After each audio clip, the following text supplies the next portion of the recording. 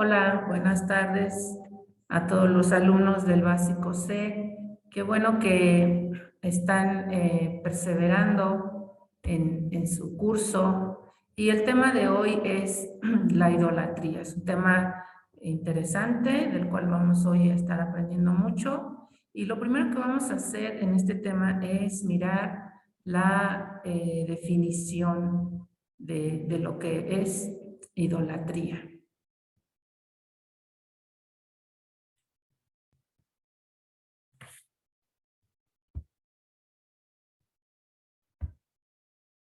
Ahí estamos. Definición número 1, porque vamos a ver dos definiciones, ¿sí? Entonces, definición de idolatría. La idolatría es la adoración que se da a los ídolos. ¿Cuáles son los ídolos? Obviamente un ídolo no es Dios, aunque se les nombre dioses. En realidad la Biblia nos enseña que solamente hay un solo Dios, uno único y verdadero, y todo lo que es fuera de Jesús, todo lo que es fuera de Jehová, de la Trinidad, es un ídolo el mundo lo llama Dios, pero es con minúscula, ¿sí? Un ídolo, pues, tiene mucho que ver con figuras, algo que se ve, algo visual, algo que se ve. Tiene mucho que ver con figuras, con imágenes, con estatuas, sea de piedra, sean pintadas, sea arte, ¿verdad? Puede estar muy bien hecho, puede ser arte, pero es un ídolo, puede ser de oro, de plata, de bronce, puede ser de yeso, puede ser de cualquier material. El hombre se hace ídolos. Y hay una escritura muy interesante porque nos deja muy claro esto de los ídolos. Dice, ¿hará acaso el hombre dioses para sí? Nos está cuestionando, ¿hará el hombre dioses para sí? Es decir, ¿tendrá la idea, hará el hombre, tendrá el diseño, lo hará con sus propias manos, surgirá de su imaginación? ¿Sí? Dice, entonces no son dioses. ¿Sí? Si el hombre los crea, si el hombre los visualizó, si el hombre tuvo la idea, luego entonces es creación del corazón engañoso del ser humano, es creación de la mente humana, mas eso no es Dios. Esta escritura es muy clara, qué bueno que la pusimos aquí, Jeremías 16, 20. Ahora, vamos a ver nuestro segundo punto de nuestro estudio. Prohibiciones en la Biblia acerca de la idolatría. La palabra de Dios está llena de verdad acerca del tema. Queda muy claro en la escritura, por eso es tan importante que tú la leas. Y dice en Éxodo 24 estamos yendo a los 10 mandamientos. Y dice, no te harás imagen ni ninguna semejanza de lo que está arriba en el cielo, ni abajo en la tierra, ni en las aguas de debajo de la tierra. Entonces está diciendo el Señor que no nos vamos a hacer imágenes, obviamente para adorarlas. Dice en el verso 23 del mismo capítulo, no hagáis conmigo dioses de plata ni dioses de oro, os haréis.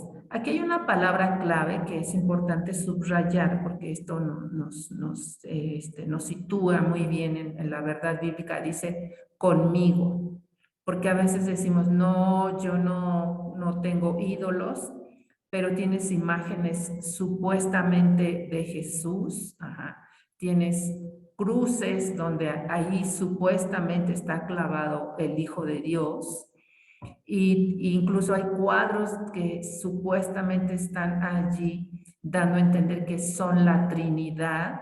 Entonces dice Dios, no me tomes a mí por pretexto, no me uses a mí, que soy el Dios del universo, para luego hacer imágenes y decir que eso soy yo.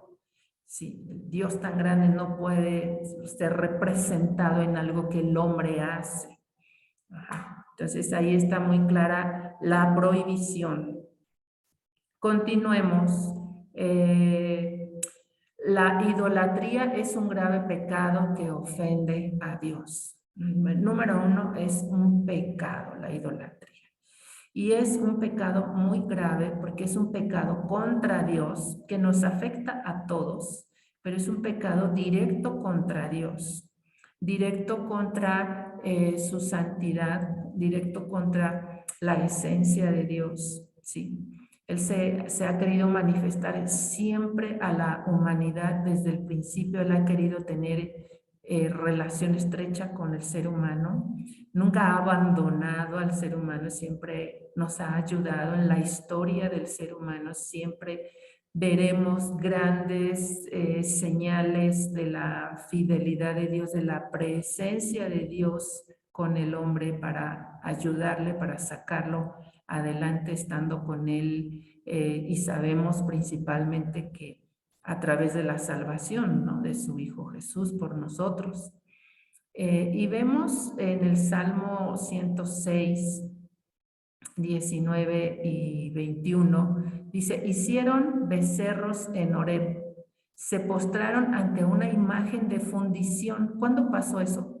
Cuando salían de Egipto, cuando Dios ya había hecho tantas maravillas por su pueblo para que su pueblo fuera libre de la esclavitud. Ellos habían visto todas las plagas que Dios había mandado para que Egipto los dejara en libertad. Y dice que ellos hicieron una imagen de fundición y se postraron, es decir, lo adoraron. Dice, así cambiaron su gloria, la grandeza de Dios, ese Dios que los guiaba, que de noche era una columna de fuego que les alumbraba y les proporcionaba calor y seguridad al ver ese poder de Dios a favor de ellos. Y en el día era esa nube que les estaba guiando y que también quizá les estaba allí protegiendo de los rayos del sol, ¿verdad? Y Dios hizo tantas cosas por ellos, pero dice que ellos cambiaron esa gloria de Dios por la imagen de un buey que come hierba. Qué denigrante. Por eso es que es un pecado que ofende. Estamos denigrando a Dios. ¿Cómo es posible que cambiemos al Dios de los cielos por algo físico, un trozo de algo que a alguien se le ocurrió, que aunque sea de oro, de lo que sea, es absolutamente nada delante de la grandeza y la gloria de Dios? Dice, olvidaron al Dios de su salvación que había hecho grandezas en Egipto. Grandezas para rescatarlos, grandeza para sacarlos adelante. Entonces es un pecado grave porque estamos poniendo en duda que Él sea Dios. Estamos demostrando que nuestra confianza está mejor en un ídolo. Estamos más bien confiándole al ídolo nuestra vida, nuestra seguridad, nuestra economía. Sí, estamos confiándole, ¿no? ¿Cuántas veces vemos en los locales ranas? ¿Cuántas veces vemos en los locales budas? Y la gente cree que teniendo ese objeto allí, ese fetiche allí, entonces les va a ir bien, ¿verdad? Su economía se va a mejorar, ¿verdad? Y estamos poniendo confianza en eso, y eso es tremendo, ¿verdad? Cuando debiésemos de confiar en el Señor. Estamos esperando algo, ¿verdad? De un cuadro, estamos esperando algo de un objeto, de un ídolo, y eso es absurdo, ¿no? Esperar algo de eso, porque eso no tiene vida, porque eso es vano. Cuando nuestro Dios es omnipotente, es omnisapiente, Él es paciente, Él es fiel, Él está por encima de todos los cielos. Por eso dice la Escritura, ¿verdad? Que cambiaron su gloria por la de imagen de un buey que come hierba. Y en Éxodo 32:4 dice, y Él los tomó de las manos de ellos y le dio forma con buril. Está hablando de Aarón. Dice, e hizo de ello un becerro de fundición. Entonces dijeron, Israel, estos son tus dioses que te sacaron de la tierra de Egipto. Qué absurdo, qué absurdo. Dios los había sacado, había abierto el mar rojo, había estado con todo su poder y su gloria salvando a su pueblo. Y porque Moisés tardaba estando en el monte, en la presencia de Dios, entonces el pueblo dijo, ¿qué vamos a hacer?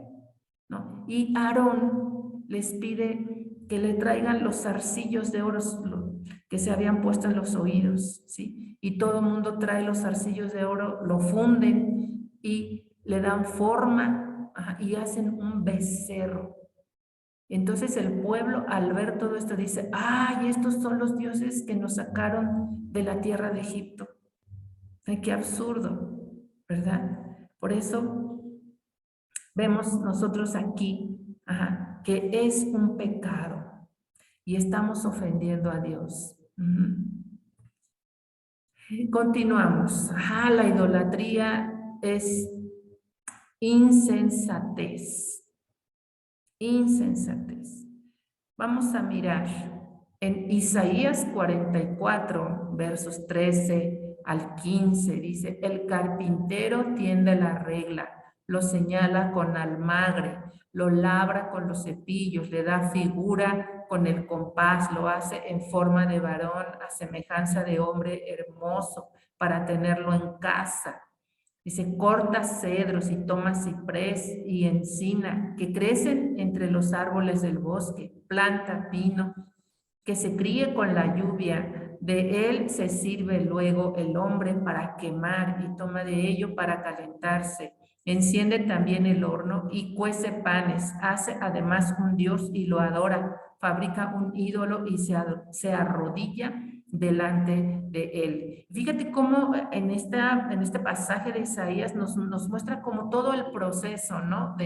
De cómo vas tú a pensar que eso que fabricaste con tus manos es Dios. ¿Cómo puedes llegar a esa conclusión si tú mismo plantaste árboles, si tú mismo viste cómo con la lluvia esos árboles crecieron, si tú mismo estás mirando que es parte de la naturaleza? Como si tú mismo estás viendo que un carpintero, un ser humano, viene y le da la forma que él quiere, ¿verdad?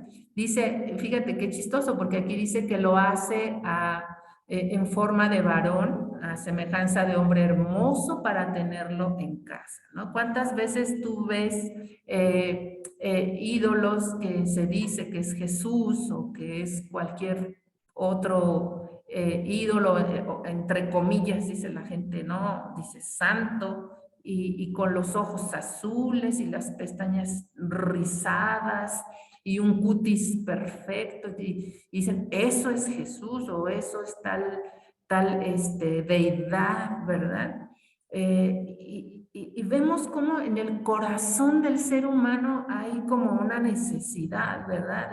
De tener una imagen que le agrade, de tener una imagen que le guste, y entonces le atribuye poderes, le atribuye muchas cosas, y el corazón del ser humano se va engañando. Hay un autoengaño, que eso es Dios, que eso le va a escuchar o que eso le va a ayudar, y no entiende. Dice que con la misma materia prima con la que enciende el fuego, con la misma materia prima con la que se calienta, ¿verdad?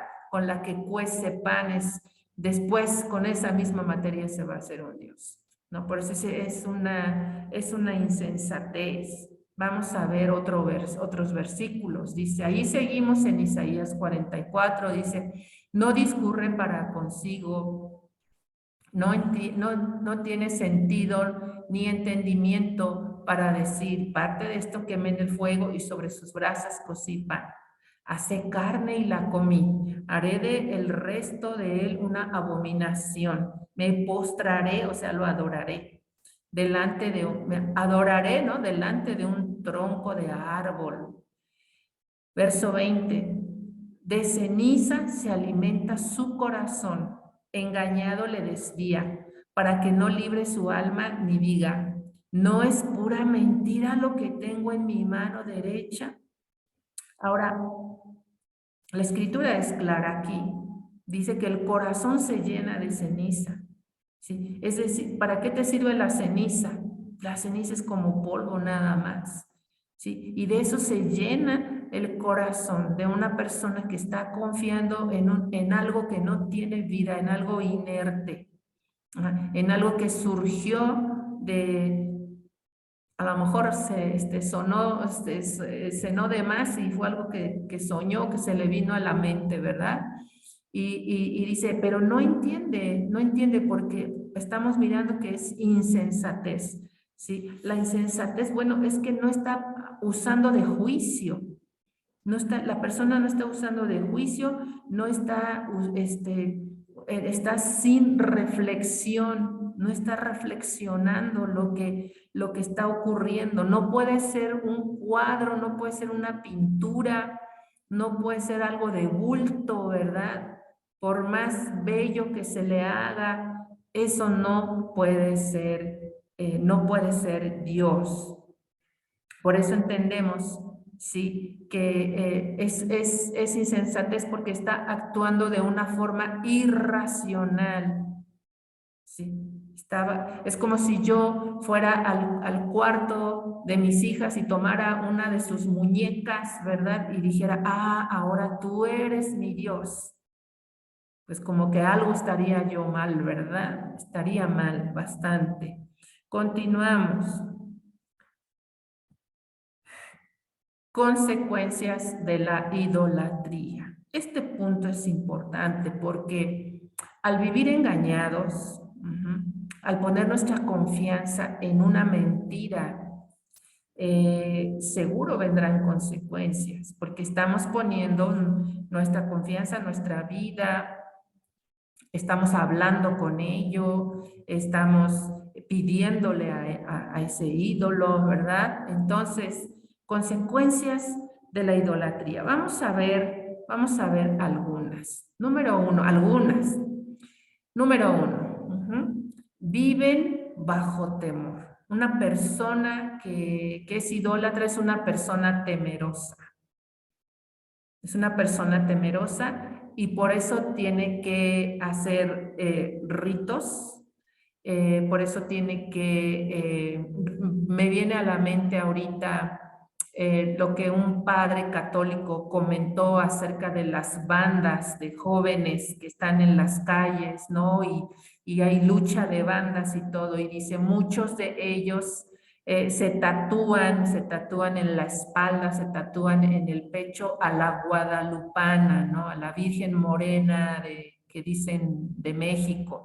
Sí, se la tatúan. ¿Por qué? Dice, porque cuando vienen los contrarios, cuando viene la banda contraria y los quiere apuñalar y los quiere golpear, dice, al ver allí a la Virgen, ¿no? A la Morena, ¿verdad? Dicen, entonces ellos retroceden, dicen, no, pues no voy a golpear a la Virgencita, ¿no? Entonces tienen miedo que después les castigue, tienen miedo de que después qué va a pasar, ¿verdad? Y mucha gente dice, ¿no? Yo recuerdo con mi esposo que cuando comenzamos nosotros a andar en el Evangelio, que creímos en nuestro Señor Jesucristo, hubo quien nos dijo, se enfermaron o pasó cualquier incidente y dijeron, es porque los está maldiciendo, ¿verdad? La Virgen o tal deidad. Sí, entonces viven bajo temor. En Jeremías 10:5 dice, derechos están, refiriéndose a los ídolos, derechos están como palmera y no hablan, son llevados porque no pueden andar. No tengáis temor de ellos, dice el Señor. O sea, qué inútiles son que los tienen que cargar. Aunque tengan pies, no pueden caminar. Qué inútiles son, qué vanos son, ¿no? Dice, no tengáis temor de ellos porque ni pueden hacer mal, ni para hacer bien tienen poder.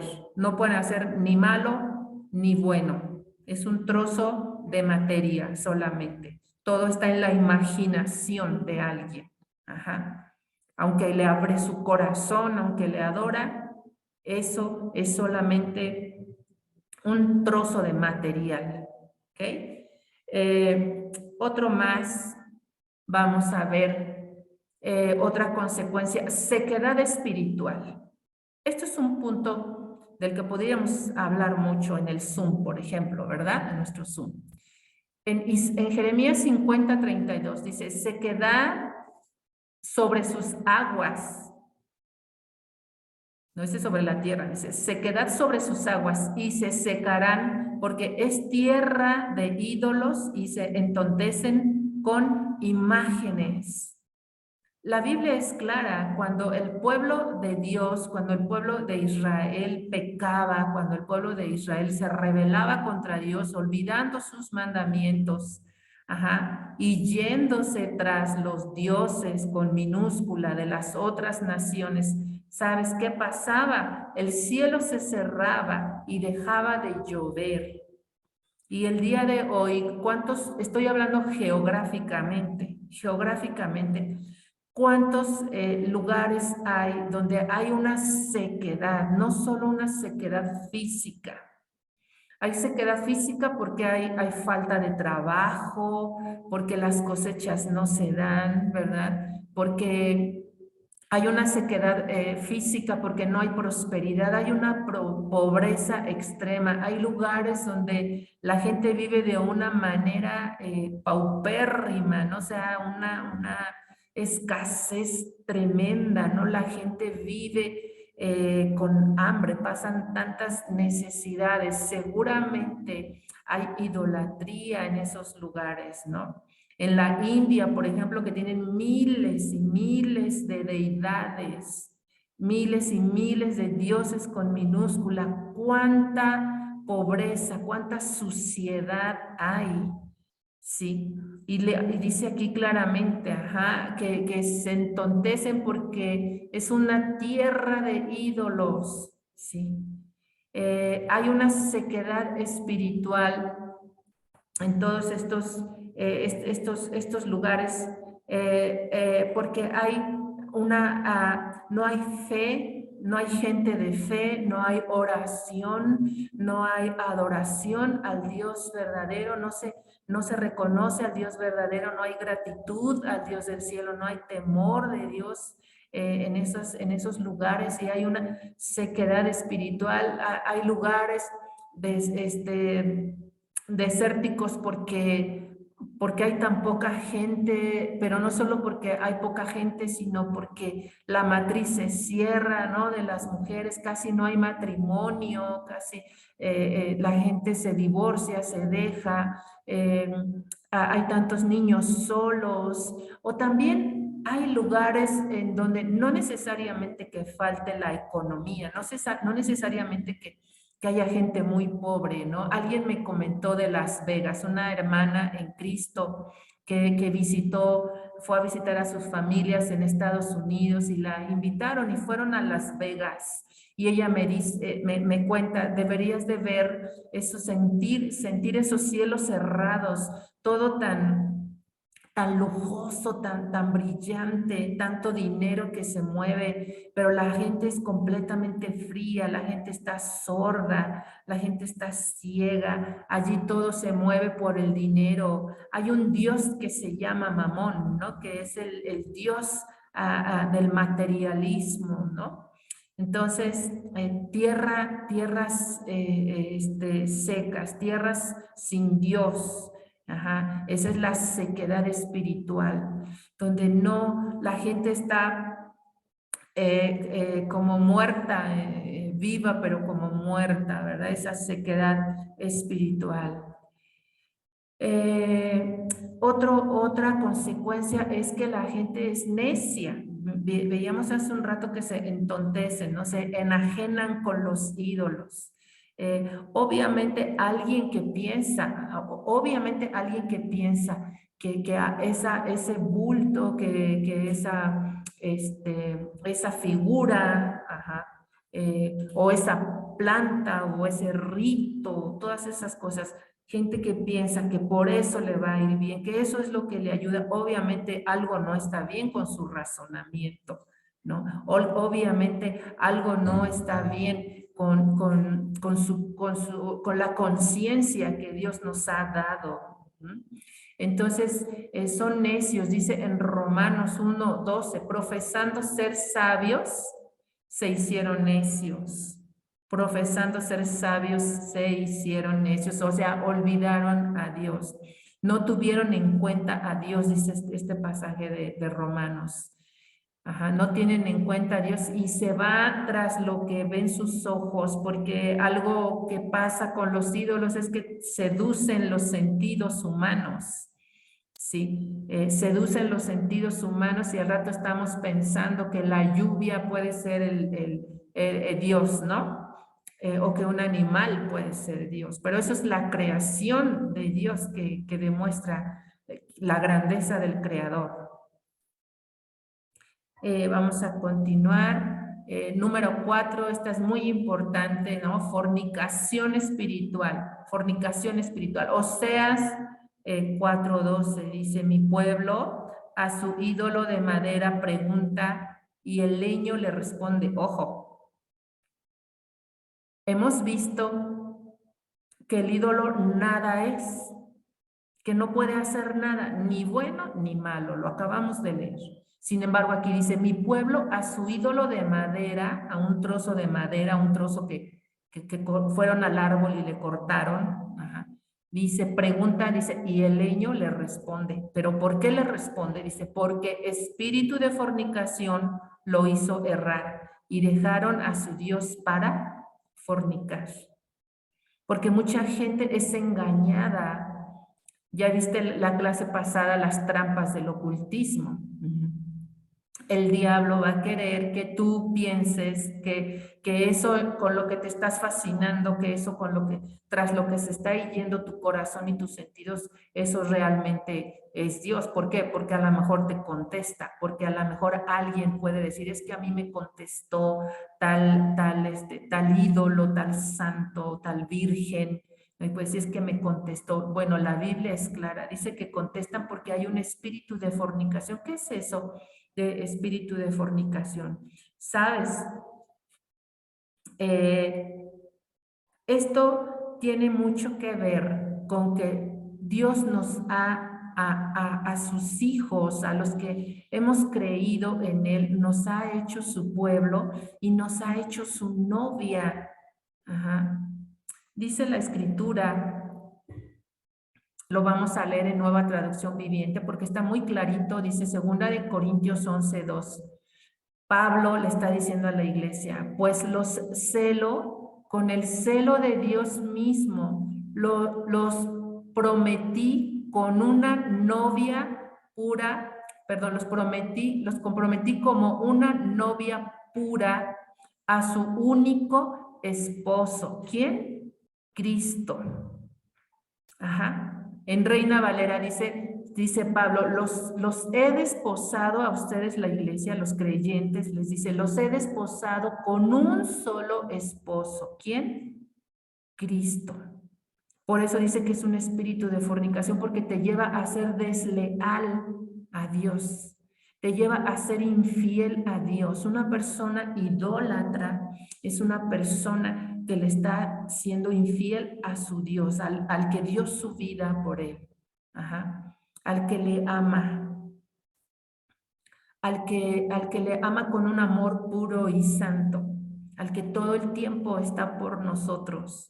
Sí, entonces esto es muy importante porque ¿te acuerdas que mirábamos el tema del matrimonio cristiano y decíamos que el matrimonio es un ejemplo claro de la unión de Cristo con su iglesia, del diseño de Dios, de amor, amor único, amor especial, una relación exclusiva entre Cristo y su iglesia?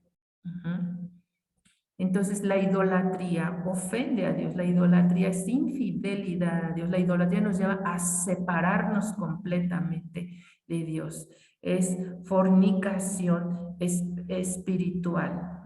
Porque nosotros le pertenecemos a Dios, como el esposo le pertenece a su esposa y la esposa le pertenece a su esposo. Hay una pertenencia, hay una unidad. Entonces la idolatría, cualquiera que sea, se mete para separarnos de Dios, porque esa es la jugada de Satanás, separarnos de Dios. Sí, continuamos.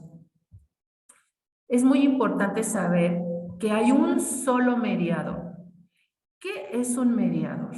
Un mediador es el que busca la solución entre dos partes. Cuando hay un conflicto, cuando hubo un conflicto, cuando hay una ofensa, el mediador busca la paz, busca la reconciliación. Nos reconcilia y me recuerda que dice la palabra que Jesús es nuestro abogado. O sea, abogado tenemos para con el Padre, ¿a quién? A Jesucristo el justo, dice la Biblia. ¿Por qué necesitamos abogado? Porque hemos transgredido la ley de Dios, todos los seres humanos. Sí, dice que todos hemos pecado, todos. Y dice en primera carta de Timoteo, capítulo 2, verso 5, dice, pues los celos, aquí no me pusieron mi cita, no, perdón. La cita es correcta, pero lo que está escrito es de la de Corintios. Pero en 1 Timoteo 5 dice que hay un solo mediador entre Dios y los hombres. Dice Jesucristo, hombre. ¿Por qué es importante revisar esta cita de 1 Timoteo 2:5? Porque mucha gente dice que María es la mediadora entre los seres humanos y Dios en el cielo, y eso es una mentira, es una verdadera mentira. María, la madre de Jesús, en su forma humana, fue una mujer digna de admirar y de tomar enseñanza de su vida, sí, pero ella está muerta. Quien dio su vida por nosotros para presentarse ahora delante del Padre y en su nombre, en su sacrificio, abogar por nosotros, interceder por nosotros, es Jesucristo, porque Jesucristo fue el único que ha dado su vida en una cruz para expiarnos de nuestros pecados. Entonces hay un solo mediador y ese es Jesucristo, hombre. Pasemos a la definición número 2. También idolatría, también es amor excesivo y vehemente por alguien o por algo. Sí. Qué interesante, ¿verdad? Amor o vehemencia, ¿verdad? Excesivos por algo o por alguien. Por algo. Recuerdo haber conocido una persona que trabaja en un tráiler, ¿no? Y obviamente los traileros viajan mucho, ¿verdad? Pasan mucho tiempo lejos porque van en las carreteras viajando y todo eso. Pero recuerdo que esta persona, su vida era su tráiler. Su tráiler era más importante que su esposa, más importante que la casa. Él vivía literalmente en el tráiler toda la vida. Sus redes estaban llenas de su tráiler. No aparecían fotos de los hijos, no, en sus redes no había fotos de la esposa, ni de los hijos, ni de nadie, sino solamente de cuán bello, limpio, brillante estaba su tráiler, ¿no? Y podríamos mencionar muchas cosas que tienen un lugar más importante que Dios y más importante que las cosas que realmente lo son. Sí, el dinero es algo que fácilmente toma el lugar de Dios en los corazones. Sí, pues son cosas materiales, ¿verdad? Puede ser también algo como el sexo.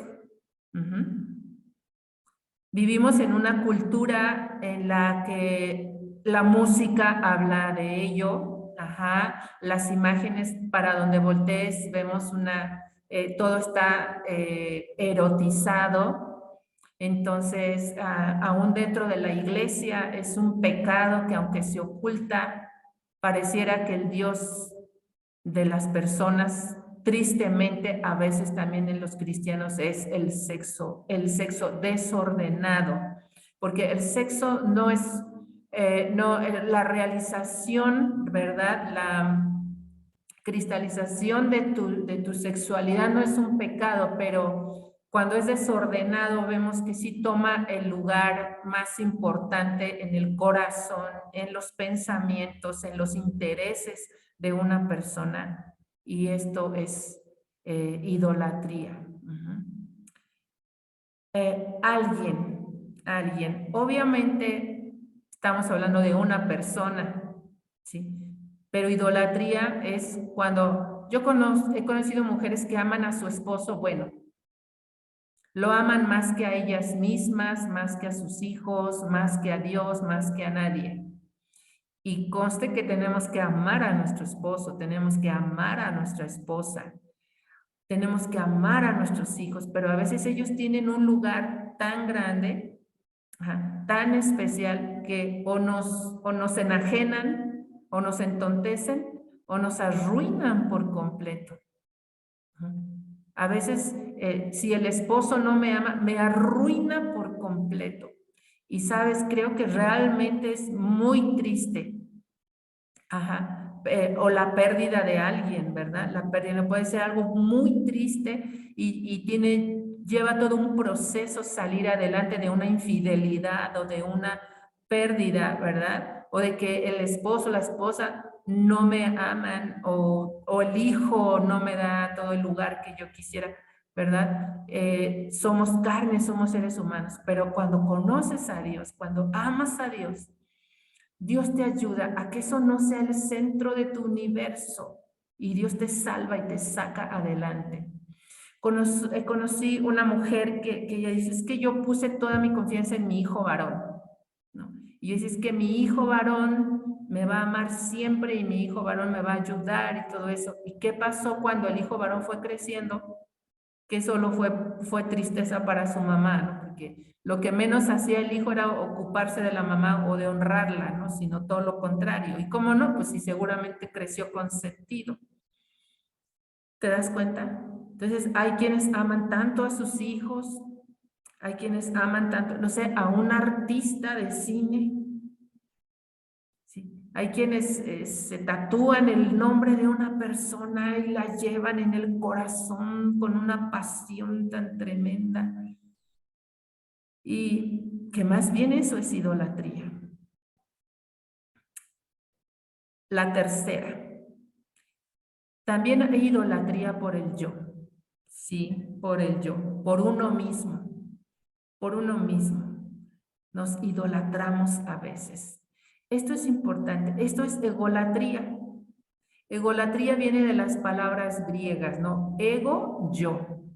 Latría, adoración. Ajá. Entonces, egolatría es adoración o amor excesivo de sí mismo. Ay, aquellos que se sienten más que bordados a mano. Esa gente que se ama tanto a sí misma realmente choca, ¿no? Realmente es como que ¿quién lo aguanta? Porque tienen ciertas características pues medio especiales. Bueno, me adelanté. Vamos a explicar un poquito, vamos a explicar un poquito acerca de esto. Una persona ególatra, obviamente ella quiere ser el centro de todo. Las cosas tienen que girar en derredor de ella. Esta persona siempre va a estar buscando aprobación, quiere ser el primero, quiere ser siempre reconocido. La egolatría es cuando alguien tiene sentimientos de grandeza, ¿sí? Cuando esta persona se siente el mejor por encima de todos. Me acordé ahorita de Absalón, ¿no? ¿Te acuerdas de ese personaje, hijo de David? Dice que era guapísimo, ¿no? Era bellísimo, desde la punta de su cabeza hasta los pies, era un hombre súper atractivo, ¿no? Pero no nada más tiene que ver, obviamente, para nada, no solamente tiene que ver con lo físico, sino tiene que ver con los pensamientos, con el concepto que uno tiene de sí mismo. Es en la Biblia que no debemos de tener un concepto de nosotros más elevado del que debemos de tener. Dios no quiere que nos sintamos tachuela, pero tampoco quiere que nos sintamos tan altos como Él lo es. ¿No? Porque entre comillas eso fue un pecado de Satanás. Fíjate qué grave es esto. Ojo aquí, qué grave es esto, ¿no? Porque a veces nos queremos sentir tan altos. Las madres quieren que sus hijos hoy sean lo máximo, ¿verdad? Me recuerda que la Biblia habla de una mujer que fue con Jesús y le dijo, yo quiero que mis 2 hijos se sienten contigo en tu reino, ¿verdad? Uno a la derecha y el otro a la izquierda. ¡Ay, qué mujer! ¿Verdad? No sabía lo que estaba pidiendo. ¿Verdad? Entonces, una persona ególatra es aquel o aquella que tiene un profundo egoísmo. Profundo egoísmo. Yo recuerdo mucho porque en alguna enseñanza de un pastor dijo que el egoísmo mata. Y sí es cierto, el egoísmo mata porque a los seres que tú más ames, a los que están más cerca de ti, a tu familia más cercana, los mata, te mata a ti mismo, mata las relaciones, porque aunque tú les ames, siempre vas a querer mover las cosas para que ellos hagan lo que tú quieres, para que ellos se comporten como tú quieres. No importa lo que ellos quieran, importa lo que uno quiere, ¿no? No importa los sentimientos de los demás, importo yo. Yo soy el que tiene que destacar, yo soy el que tiene la razón. Las personas que son ególatras, tienen una percepción de sus cualidades mal. O sea, todos tenemos cualidades. Es bueno reconocerlas para echar mano para la gloria de Dios, ¿no? De las cualidades o de los talentos. Pero estas personas tienen una percepción en su corazón, en sus pensamientos, de que sus cualidades son las mejores, son súper, ¿no? Son personas que, sabes, nunca les podrás llevar la contraria porque su opinión siempre será el veredicto final, ¿no? Y me recuerda esto. Ahora sí vamos a ver a un personaje de la Biblia, a Ahitofel.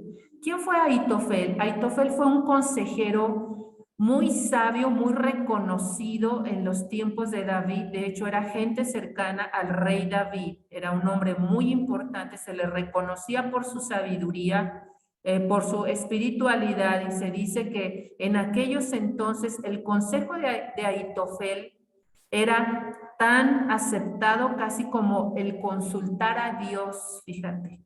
Ojo. Su consejo era tan excelente, tan bueno, que la gente decía, wow, es como casi que yo le pregunto a Dios y es casi como oír la voz de Dios, como si Dios me estuviera contestando personalmente. Entonces, cuando Absalón hace el golpe de estado a su propio padre, Ahitofel se une al hijo ingrato de David. Y hay una serie ahí que te pido que leas la historia, pero dice el verso de 2 de Samuel 17:23, pero Ahitofel, viendo que no se había seguido su consejo, enalbardó su asno y se levantó y se fue a su casa, a su ciudad, y después de poner su casa en orden, se ahorcó a sí mismo y fue sepultado en el sepulcro de sus padres. ¿Por qué hizo esto? Porque Dios había determinado que su consejo tenía, aunque era acertado, no iba a ser tomado en cuenta. ¿Para qué? Para deshacer toda la rebelión que estaba ahí en Israel. Toda la rebelión que se había levantado por el mismo hijo de David. Entonces, este personaje de Ahitofel es un claro ejemplo de lo que hace una persona ególatra. ¿Sí? Una persona que se adora a sí misma, que se ama tanto a sí misma, que se siente la mejor. No soportó. Fíjate cuánto orgullo. Cuánto orgullo. Ahora, esto es interesante porque una persona ególatra es una persona rebelde ante Dios. Será rebelde ante Dios. No, si no acepta consejo de las personas, por supuesto tampoco aceptará de Dios. No escuchará a Dios, porque Dios resiste, ¿verdad? A los soberbios, a los orgullosos. ¿Y qué dice? Y da gracia a los humildes. Dios no quiere en nosotros gente ególatra. Dios quiere gente humilde. Dios quiere gente que sirva. Ajá. Dios quiere gente que le reconozca a Él. Así que Él sea el objeto. Dios tiene que ser el objeto de mi alabanza, el objeto de mi adoración. Él debe ser el amor más grande en todo corazón. ¿Por qué? Porque Él es mi Señor, quien me dio la vida, y no solo me dio la vida, me rescató cuando la había perdido por causa de mis pecados. ¿Sí? Esto es muy importante. Vamos a situarnos en la grandeza de Dios, porque los ídolos nada son. Los ídolos nada son. Y todo eso de los ídolos lleva a muerte. ¿Sí? Sin embargo, Dios es Dios eterno para siempre. Dice la Escritura que su grandeza es inescrutable, verdaderamente. Podemos tener años y años en el Evangelio y seguirnos maravillando de lo grande, hermoso que es Él. Él es grande en poder, Él es grande en sabiduría, grande en misericordia, grande en bondad, en benignidad. Él es grande en generosidad. Nuestro Dios es grande. ¿No dice la Biblia que Él llama a las estrellas por nombre, ¿no? En Salmo 95, 3 al 6 dice, porque Jehová es Dios grande y Rey grande sobre todos los dioses, porque en su mano están las profundidades de la tierra y las alturas de los montes son suyas.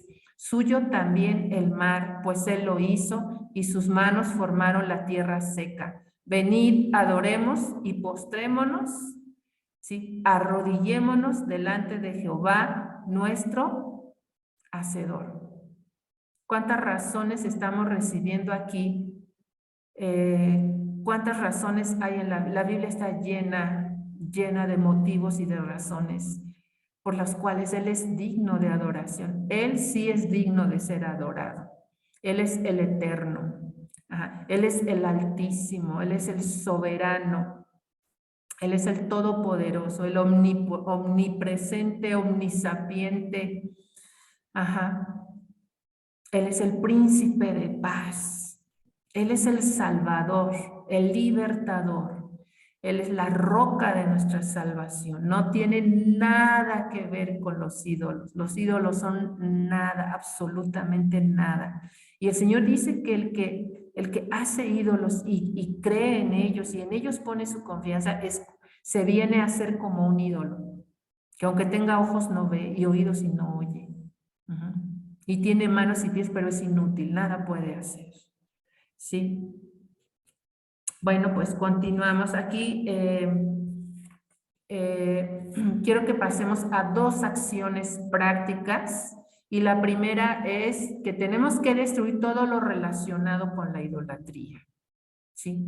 No sé si la clase pasada te habrán dejado de acción práctica, pero imagino que sí. Sacar de casa todo lo que tenga que ver con la idolatría. Hay gente que a lo mejor antes de venir a Jesucristo, pues tenía en su casa que las pirámides, que el ídolo azteca o cosas por el estilo así, ¿verdad? Hay literaturas, hay cosas que tienen que ver con la adoración a otros dioses, sea en México o sea de otros países, ¿sí? Y tenemos nosotros que buscar y revisar nuestro corazón también. Si no en algún momento todavía hay vestigios de que yo creí en eso, ¿sí? De que yo me fui con la magia, de que, eso te va a conseguir un novio, ¿no? Eso va a hacer que tu esposo se acerque más a ti. Eso va a hacer que tu negocio prospere, ¿no? Eso místico tan bonito. Eso que seduce. Hay que revisar y desechar todo eso. Mira, Deuteronomio 7:25 dice lo que bíblicamente tenemos que hacer. Las esculturas de sus dioses quemarás en el fuego. No codiciarás plata ni oro de ellas para tomarlo para ti, para que no tropieces en ello, pues abominación es a Jehová tu Dios. ¿Sí? A lo mejor tú dices, es que yo tengo una cadena de oro que es de la Virgen del Carmen o que no sé qué, pero es de muchos quilates, ¿cómo la voy a desechar? Mira, si tú tienes eso en tu corazón, quiere decir que realmente tu corazón no le pertenece totalmente a Dios, ¿sí? Porque si nuestro corazón le pertenece totalmente al único Dios verdadero, aún sentimos urgencia por sacar esas cosas, ¿sí? Aún tenemos esa necesidad de desechar eso porque no queremos desagradar a Dios, ¿sí? Porque tenemos ahora un corazón redimido, un alma redimida por la sangre de Cristo, ¿verdad? Entonces hay que sacarlo, desecharlo. Segunda y última cosa, pedir perdón a Dios para ser libres. Pedir perdón a Dios para ser libres. Este capítulo de Oseas, esta última parte es tan bella, tan linda, te pido que lo leas todo en casa. Dice, llevad con vosotros palabras de súplica y volved a Jehová. O sea, ábrele tu corazón a Dios. Ábrele tu corazón a Dios. Platica con Dios de todo eso que un día pensaste que eso te iba a ayudar. Dice, quita toda iniquidad y acepta el bien y te ofreceremos la ofrenda de nuestros labios, ¿sí? No nos librará el asirio, no montaremos en caballos, ni nunca más diremos a la obra de nuestras manos, dioses nuestros, porque en ti el huérfano alcanzará misericordia. Qué hermosa palabra. Es una oración, esto es una oración, dice, donde se le está pidiendo a Dios, quita toda iniquidad de mi vida, la idolatría, ¿no? Hay gente que de todo se siente, no puede perdonar porque todo le ofende, le hace y guardan tanto rencor, ¿no? Son esclavos de los rencores y de todas esas cosas porque como ellos se aman tanto, pues, y las personas los miran mal o les hacen un feo, ¿verdad? Una grosería y ay, como a mí me hicieron esto, ¿verdad? Por eso dice la oración, quita toda iniquidad y acepta el bien, o sea, acepta mi corazón arrepentido, ¿verdad? Y te ofreceremos la ofrenda de nuestros labios. No nos librará el asirio, no montaremos en caballos, ni nunca más diremos a la obra de nuestras manos, dioses nuestros, porque en ti, dice, el huérfano alcanzará misericordia. Me encanta que diga el huérfano. Porque los ídolos no pueden ser padre, ni madre, aunque la gente diga que la madre de México, discúlpenme, pero la Biblia enseña que solamente hay un padre y Él lo ha demostrado. Él ha demostrado ser padre. Quien se ha conmovido por nosotros, sino nuestro Padre que está en el cielo, ¿no? Si nosotros no hemos venido a Dios, somos huérfanos. Si hemos venido a Dios, hemos sido hechos hijos de Dios. Y termina diciendo, yo sanaré su rebelión. ¿Te acuerdas que te decía que la idolatría es rebelión? La idolatría es rebelión. Dice, los amaré de pura gracia, porque mi ira se apartó de ellos. Amén. Qué hermoso es nuestro Dios, qué hermoso es el Señor. Así es que este tema es tan importante porque el pueblo de Israel siempre estaba tropezando con los ídolos.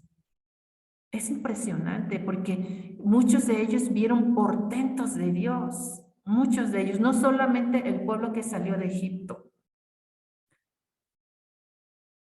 Siempre Dios se ha manifestado a nuestra vida. Sabes que simplemente el ver el sol, el ver la lluvia, solamente el beber un vaso de agua. ¿Quién puede crear el agua? Hay crisis en el mundo por el agua. ¿Quién creó el agua sino Dios? ¿Sí? ¿Quién puede entretejer a un ser humano en el vientre de su madre y hacerlo nacer tan hermoso, ¿no? Sino solo Dios. Es el tiempo que no nos pase como en el pueblo de Israel, que siempre estaban tropezando con los ídolos, siempre tenían una crisis con la cuestión de su fe. No podían terminar de creerle a Dios. Siempre estaban dudando. Estaban dudando. Y sabes, eso es una batalla en nuestro corazón. Tenemos que dejar de dudar. Tenemos que confiar realmente en que Él es Dios. Él es Dios, solo Él sabe, solo Él puede, solo Él salva, solo Él es Dios. Tiene que terminarse eso. No más crisis de fe, una fe firme, una confianza firme. Consagrarnos a Dios. Yo no le pertenezco a ningún señor, yo no le pertenezco a ningún ídolo, no le pertenezco a un Dios con minúscula. Yo le pertenezco al único Dios verdadero, al que hizo los cielos y la tierra. Al que está por encima de todos los cielos, al que es eterno, al que fue capaz de dar a su Hijo único. Yo le pertenezco a Él porque fuimos comprados por precio. Si tú estás escuchando este mensaje y nunca le has dicho a Jesús que lo necesitas, porque Él es el Salvador.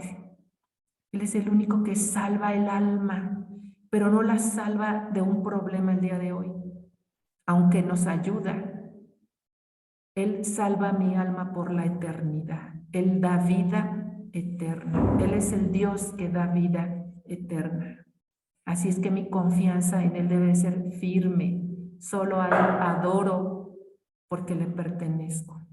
Amén. Bueno, estamos terminando esta enseñanza. La tarea para todos los que están en el curso básico es que, apoyados en esta oración de Oseas, te pido que leas todo el capítulo, como también leas todo el capítulo de Jeremías 10, lee todo el capítulo del Salmo 104. Esas citas que estudiamos, esas citas importantes, lee todo el capítulo, estúdialo, eso es tu tarea. Y basados en esta oración que acabamos de leer en Oseas, ve con Dios, ábrele tu corazón y dile: Dios, muéstrame esos errores que puedan estar ocultos en mí. ¿Hay dioses en mi corazón? Muéstramelo y límpiame. Oremos por arrepentimiento. Esa es nuestra tarea. Y nos vemos el domingo en el Zoom. Te mando un abrazo grande. Que Dios te bendiga mucho.